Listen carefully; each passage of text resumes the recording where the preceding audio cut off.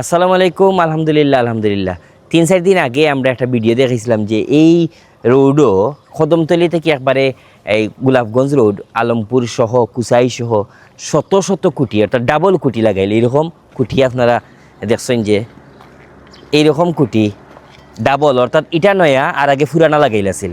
এই ডাবল কুটিয়ার কারণে আমরা কইছিলাম যে জনগণের অর্থ নষ্ট হয়েছে যে আগর ফুরানা কুটি দেখা লাগাইল যেতে পারে।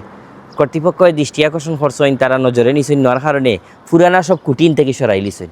এটা আমরা মনে করি কৃতজ্ঞতা জানানির লাগি আইছি, এটা কোনো ক্রেডিট নেওয়াতাইছি না বা সফলতার গল্প শুনে নিতেছি না, ধন্যবাদ জানাই দিয়েছি কর্তৃপক্ষরে যে তারা পুরানা সব কুটি শত শত কুটি আছিল মাঝে। আপনারা এই এলাকার যারা বাসিন্দা আসলা বা দেখছেন কদমতলি টু একবারে বাইপাস হইয়া বিশাল শত শত কুটি, পুরানা কুটি নতুন কুটি ডাবল কুটিও মনে হয়েছে যেমন বাঁশজার মনে হয়েছে এরকম। তো তারা এই কুটিগুলা সরাই আমরা আশা করবো যে কুটিগুলা সরাইছেন এবং বিশাল তারও আছিল, কুটির লগে তার আছিল, ডাবল তার আছিল, এখন সিঙ্গেল কুটি সিঙ্গেল তার। এটা বেশি ভালো লাগে, তারা ধন্যবাদ কর্তৃপক্ষরে, এই সিটি কর্পোরেশন কর্তৃপক্ষ বা এই যারা এই কুঠির মালিক।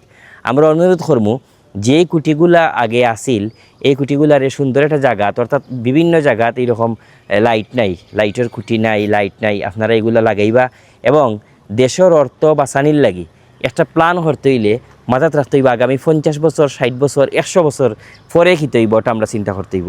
পরিকল্পিত স্বচ্ছ সমৃদ্ধ সিলেট কামনা করি এবং ধন্যবাদ জানাই। আমরা এই ভিডিও দেখানি বাদে কর্তৃপক্ষরে হইসলাম অনুরোধ করা বাদে তারা অনুরোধ রাখছেন, আবারও ধন্যবাদ। আর আপনারা মূল সাপোর্ট কিন্তু দর্শক মণ্ডলী, আপনারা জনগণ যারা আছেন এরা সাপোর্ট দিয়েছিল দেখেও টনক নড়ছে। কৃতজ্ঞতা, দোয়া, ভালোবাসা রইল। আসসালামু আলাইকুম।